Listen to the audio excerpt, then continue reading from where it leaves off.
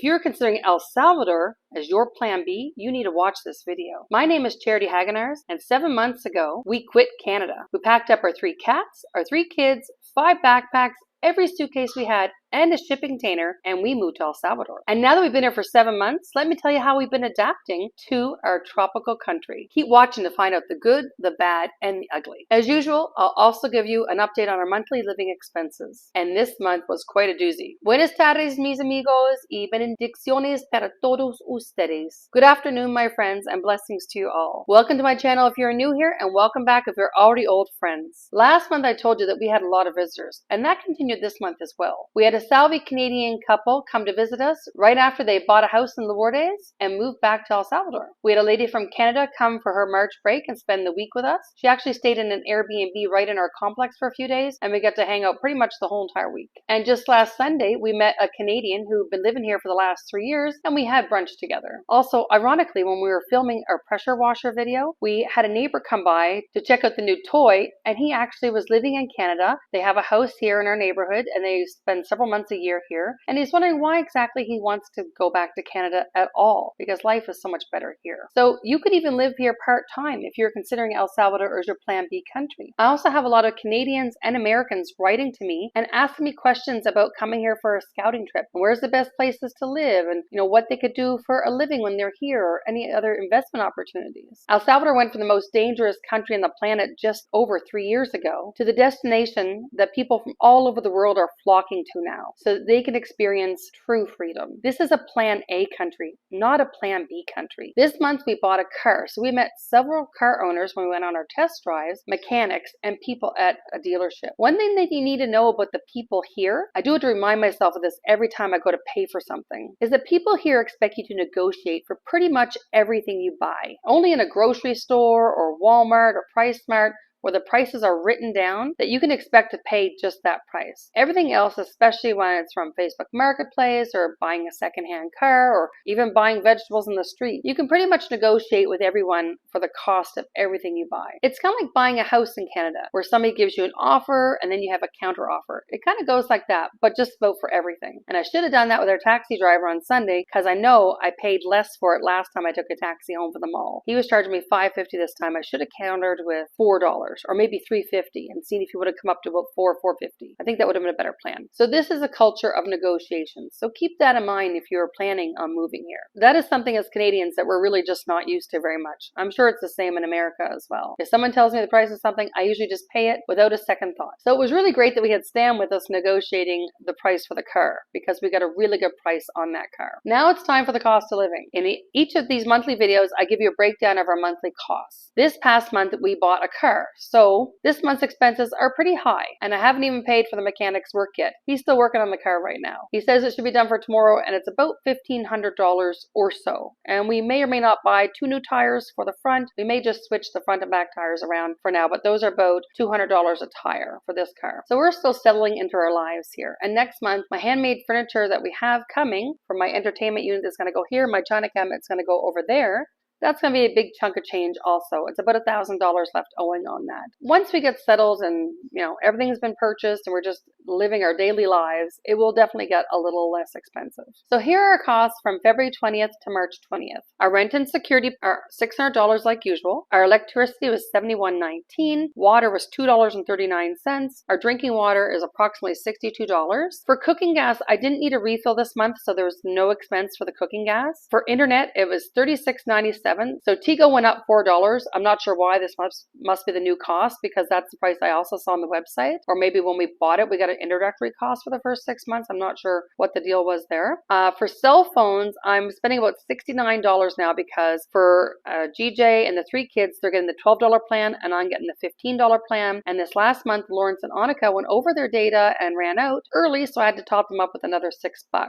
For groceries, it was $657.89. That includes a very large PriceSmart trip and a Walmart trip. I have $0 for donations this month. For the school, I have $72.50. That's just the busing back and forth. For eating out, I have $350.18. Now, we were out a lot this month, probably at least almost 2 full weeks with Stan between the car shopping and being out with our friend who was here for a week. So there's a lot of back and forth for eating out. Either we're eating lunch out or we're bringing home dinner because we've been out all day and we don't want to cook. For entertainment, that's $57.74. That's my my Amazon Prime channels, Netflix, also a day at the hot springs. That was our entertainment. That was $40.80 for that trip all by itself. Our household goods, that's $375.08. That includes a desk we got for GJ at Walmart. I think that was $115. That's our pressure washer. That was almost $200. Another fan that we purchased at Vidri's. For transportation, that includes the purchase of the car.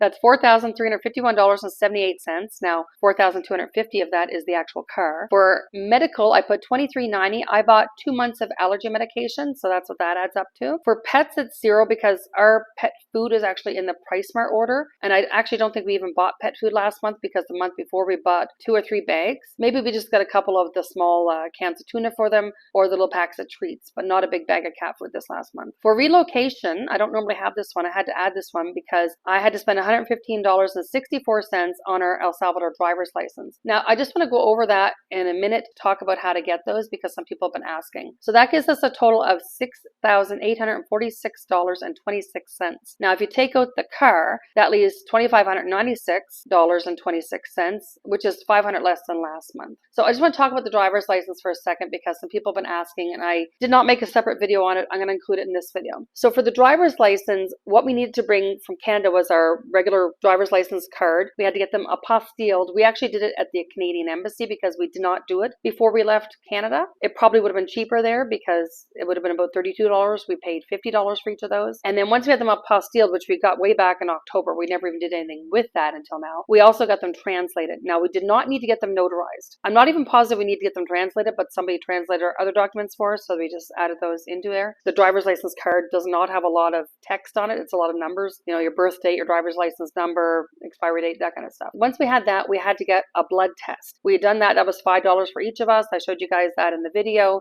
We just had to get the blood type. They use this for your driver's license. Even if I would have told them my blood type, they don't believe you, I guess. I have to have it done by a doctor. So we went to the Satrasen office with the blood type, with the apostilled and translated driver's license and my regular card. I gave all that to them. They typed all the stuff in. Then they made us go over to get an eye test. You do with your glasses on because you're wearing the glasses driving, unless you get reading glasses or something, you don't wear those driving. The first test was about colors, and it was, I guess, green, red, blue, and yellow. And they had little circles, and there was 4 or 5 lines. And she said, okay, on line 2, read the colors. So I said, oh, it's red, yellow, blue, green. So this is to tell if you're colorblind, which some people are. The other line was about letters. They had 5 or 6 lines, and they said, read line 5. What are the letters? B, X, Y, Z. So after that was done, we went over to pay, and that was whatever half of $115.64 is. That's what they were each. And after we paid, then we just waited in line, and then she came out and announced, okay, I'm looking for Charity Hageners or whatever, and she gave us our cards. And then I had that in the video where we came out and we're showing our cards. It was pretty simple and easy, I'd say. I want to talk a little bit about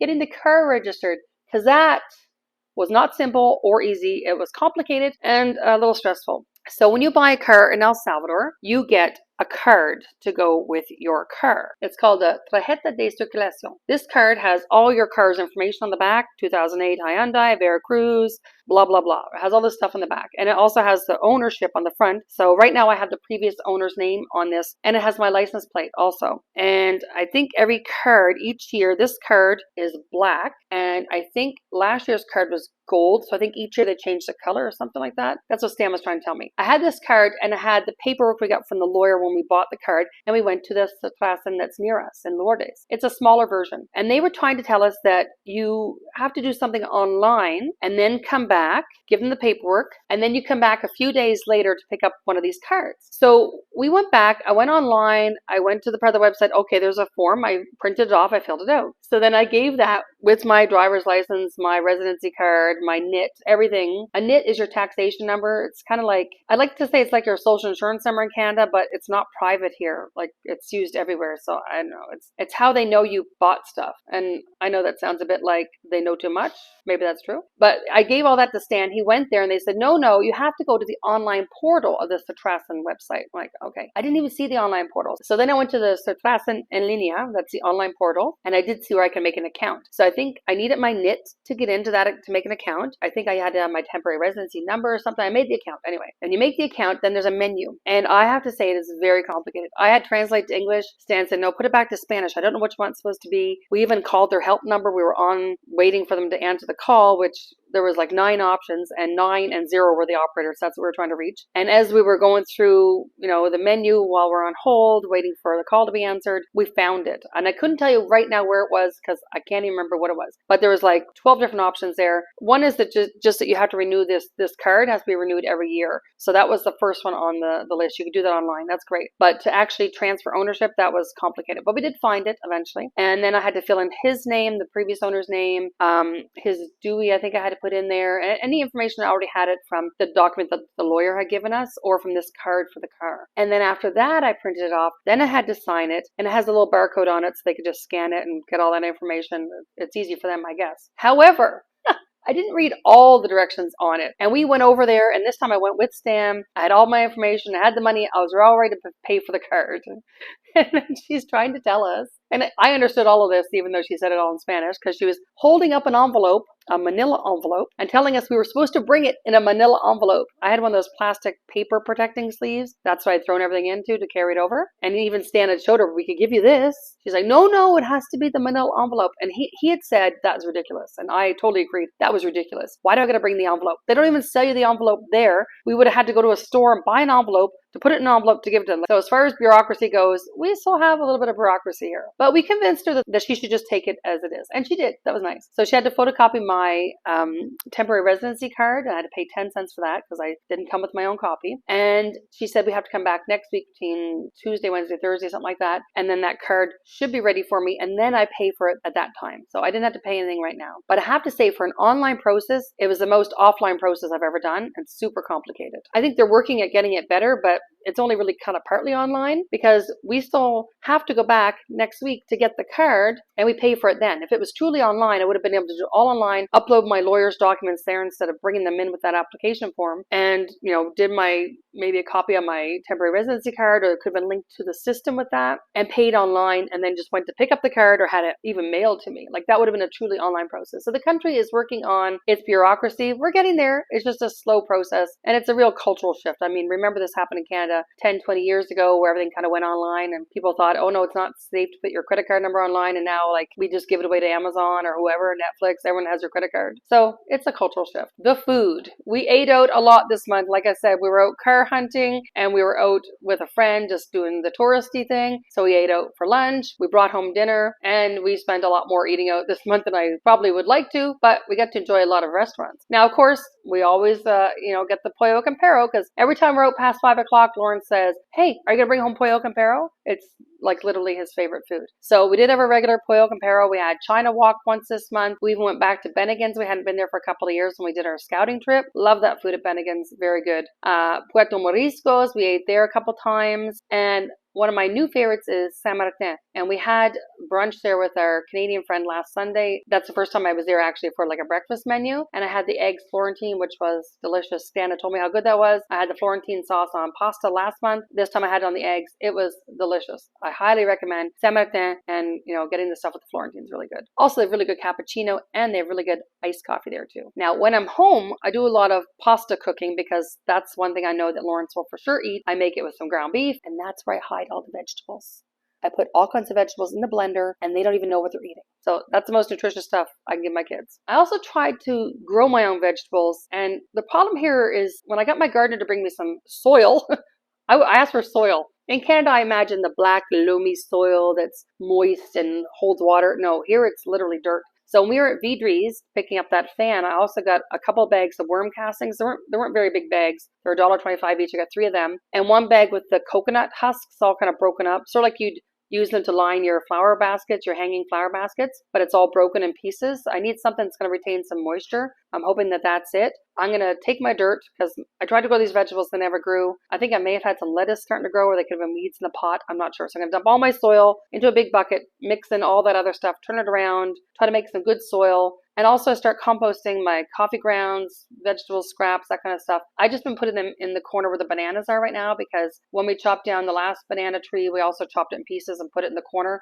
because I'm told that if you use the banana plant to kind of compost itself into the other banana plants, it's actually really good nutrition. So eggshells and whatever, putting all that stuff out there. I don't have a true composter yet. We're just basically throwing it in the corner and hoping that we can get some worms. I've never seen any worms here, and the soil is quite hard.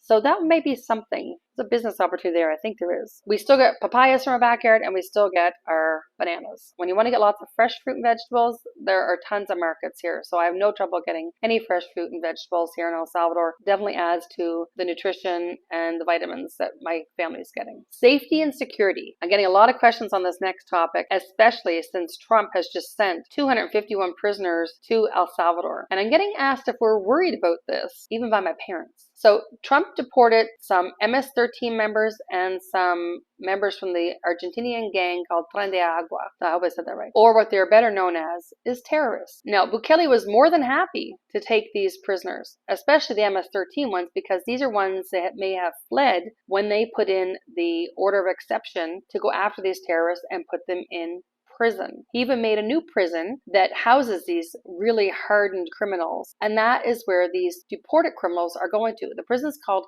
Expat. So if you've never heard of Expat, let me give you a little history lesson. So Expat stands for Centro de Confinamiento del Terrorismo. It's a maximum security prison located in Uluca in El Salvador. The prison was built in late 2022 amidst a large-scale gang crackdown in the country. The Salvadoran government opened the prison in January 2023. It didn't exist before then. They had to build it. And it began housing inmates the following month. Expat is the largest prison in Latin America, and it's one of the largest in the world by prisoner capacity. The prison has been featured in several videos published on social media by Salvadorian President Nayib Bukele. I watched several of these videos. They're quite amazing. Expat has been subject to international media attention, and the Salvadoran government has allowed news outlets entry to the prison. So that's how we were able to see these documentaries. Expat has received praise for its detention of alleged gang members. Expat has a capacity of 40,000 inmates. So this is a very large prison, and they're in 8 cell blocks, and each cell space covers about 6 acres or 2.4 hectares for an average of 0.6 square meters of space per prisoner. The prison is surrounded by 19 guard towers, 2 sets of 9-meter tall and 60-centimeter thick walls. That's approximately 30 feet tall and 24 inches thick walls, and is covered in barbed wire. 2 sets of electrified fences, and gravel flooring designed to make footsteps audible. The 256 cells can house an average of 156 inmates. Now, these are not comfortable, cozy, cushiony cells that some of the gang members in El Salvador have been used to in the past. These cells are equipped with 4 levels of metal bunk beds with no mattresses and no pillows, no sheets. Now, this is El Salvador. You don't necessarily need a top sheet because you're not cold. They have only 2 toilets and 2 wash basins in each of these cells for the 156 inmates. Now, that's not a lot of toilets, so I'm hoping nobody has any issues in the bathroom. The cells are lit by artificial light 24 hours a day. There's no dark, unless you're in solitary confinement. I'll get to that. Each cell is provided with 2 Bibles. They have CCTV cameras and armed guards monitoring each cell. So solitary confinement, as I said, those cells hold prisoners for up to 15 days, and they are only furnished by a concrete bed, a toilet, and a wash basin. And they are pitch black except for a small hole in the ceiling that allows light in for the 12 hours a day with light. So they are in blackness. So I don't think anyone wants to go to the solitary confinement. Now, Expat is staffed by 600 soldiers, 250 police officers, and the prison staff are provided with recreational areas such as a dining hall, break room, and gym. And all individuals entering the prison are searched both physically and using one of those x-ray scanners like they have in the airports, like a full body x-ray scan. There's medical staff there that are present on site to administer all the aid the prisoners need for any of their problems that they have. So this is a very, very high security prison. So no, I'm not worried at all about whatever prisoners Bukele brings in. And it's actually good for the country because we're getting paid in El Salvador to house these prisoners, which adds to the GDP of this country. Adjusting to the language. So my kids are adapting well. Willem even did a presentation a couple weeks ago in front of the class, all in Spanish. I think he's doing the best out of all of them, probably because he had a little bit of a Spanish background from our Duolingo time. And also I think he's just more interested in school and doing well, especially since he's in grade 10. He's thinking about the future. I think Annika and Lawrence are doing okay, but maybe the translator is keeping them behind a little bit. They went the last 2 days with no data on their phones. So I'm guessing they are learning a little bit how to live without a translator when they have no data. So GJ is helping the kids with their math homework after school if they have any issues or questions. He's the math guy to go to. I picked up their government-issued laptops last week. Every child in public school gets a government-issued laptop or a tablet. I think they're grade 3 and under, they get a tablet. Grade 4 and over, they get a laptop. And we're still waiting because everyone was given an account, but the accounts aren't active on the laptops yet. It's all It's a Chromebook, so it's all Google Classroom and everything. The principal told me that they should be active hopefully by next week. We had another parent meeting last week. I think we were told 1 of 6 that they're going to have. Well, technically we've already had one, so I'm not sure. Maybe this is 2 of 6, but there's more to come apparently, because the government's really changing the whole education plan in this country. And the president's wife, Gabriela, she's I guess, psychologist, I think, or she has a background in psychology of some sort. And she's helping with basically all the needs for the kids. And education, of course, is a big need in that, as well as stuff with child protection. During this meeting, we received a little pack of pens, pencils, pencil crayons, markers, scissors, eraser, pencil sharpener, and a math set with a compass as well for the kids. And tomorrow I go to the school to pick up the shoes. They'd already gotten uniforms. So really, in El Salvador, the government takes care of all the kids' school needs. So we're talking like the clothes and the shoes, the books, laptops, and the whole pens, pencils, and all that stuff. Everything except the transportation. Whereas in Canada, we were kind of talking about this on the weekend with our Canadian friend. Canada provides the transportation, but nothing else. Isn't that interesting? Because the busing is included in the price of going to school. Now, school's considered free. It's not free because it's paid for with our property tax money. So that's included with the money they take from our property taxes. They pay for the buses, but they don't pay for the uniforms and the notebooks and that kind of stuff. Textbooks, yes, those are covered by the school, but not your notebooks, your scribblers that you write in, your graph paper, your pens and pencils. It doesn't cover those things. And it certainly does not cover uniforms. Those are quite, and I mean quite, expensive in Canada. I would spend over $250 for 2 uniforms for Willem, and then another $250 for 2 uniforms for Annika when they had tops and bottoms. Lawrence's school only ever had tops, but it's like a $25 t-shirt because it has a little emblem from the school on it. And I think I got them 2 or 3 short sleeve and 2 long sleeve, and that was like, $100 and some right there, and shipping and whatever we had to do. So they were quite expensive in Canada for uniforms. So it's nice that they're covered for here. So it really doesn't give too many excuses for parents not to put their kids in school other than transportation, which could be a big one because we pay 50 cents a bus ride. Now, if you're taking public transportation, that probably is close to being on par, but you got to make sure your kids are getting to school every day and that you have that money. Because during our first parent meeting, they were talking about, the teacher was asking us if it'd be okay if we paid 10 cents a copy for the kids to write a test on paper. So I understand it's not in the means for everybody. So I know the government's trying to do their best by making it as easy as possible by providing all the other stuff, especially since those things are expensive, like a laptop and a bunch of notebooks and clothes and shoes for the kids. And for all of this, we are giving back to the school by putting our time in to teach English to the kids. Both my husband and I are both teaching an English class on Saturday mornings, 8 to 10 every week. So that's going really well. We're kind of a week apart. So anyone who's already done week 4 would be going into week 5 of my class this Saturday. And if they had missed a week or whatever, they'd be going to GJ's class. He's a week behind me. We teach differently, so I wouldn't say necessarily it makes a big difference, except we did use this to divide the class up. I had 18 in my class this week, and he had 24, I believe. Now, I had a test in my class, and a couple of my kids didn't come, so I'm thinking that's why they didn't want to be quizzed. I'm learning a lot of Spanish while teaching my English class because I need to know how to give them directions.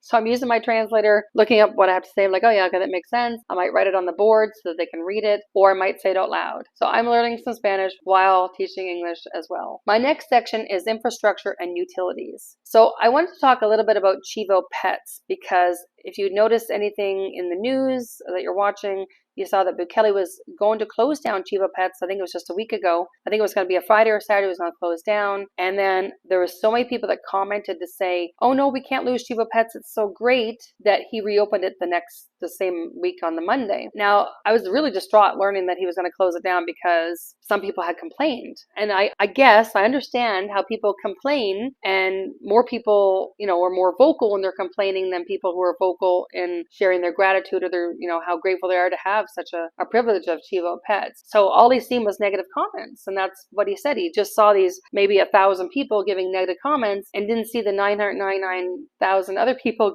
that were saying positive things, or they weren't saying the positive things even though they felt it was a positive experience. So I understand that he saw the negative and said, well, what's the point of us funding this if nobody likes it? And some people complain saying that it's only for the rich, which I think is ludicrous, because maybe it was in a rich part of town. That's what they said. That's why they assumed it was for the rich, or maybe because it was in Bitcoin. But I mean, he gave everyone a Bitcoin wallet, a Chivo wallet, when Bitcoin became legal tender back in 2021, and they all had $30 in it. That's considering Chivo Pets charges 25 cents in Bitcoin every time you get a service there. Now, you may have 5 or 6 services per visit, but we're talking like $1.25.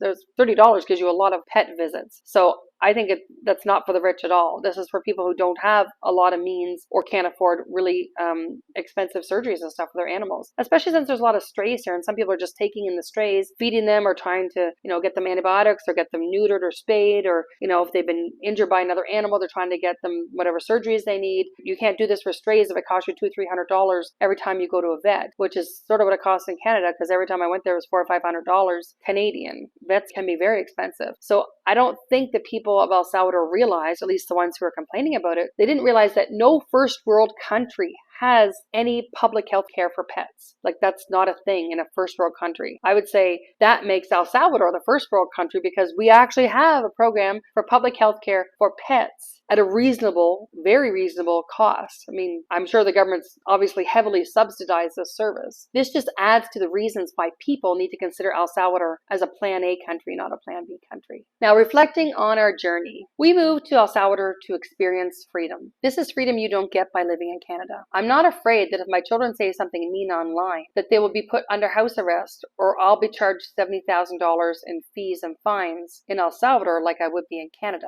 This legislation was in the middle of being processed in Canada, but it's on hold because Parliament was prorogued. Many Canadians don't realize that this was something that was probably passed, that you could be put under house arrest or fined $70,000 if people think what you said online was hate speech. And what is hate speech? Well, that's just speech that people hate.